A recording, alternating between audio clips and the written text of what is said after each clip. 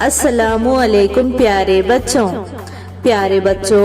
आज हम जमाते अव्वल की उर्दू की दरसी किताब में सफ़ा नंबर 52 पर दी गई नज़्म रेल चली है, इस नज़्म को पढ़ेंगे।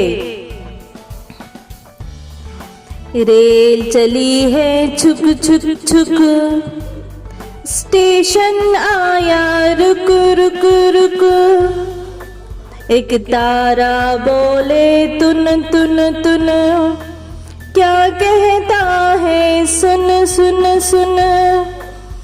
बंदर बोला खुर खुर खुर, उड़ गई चिड़िया फुर फुर फुर।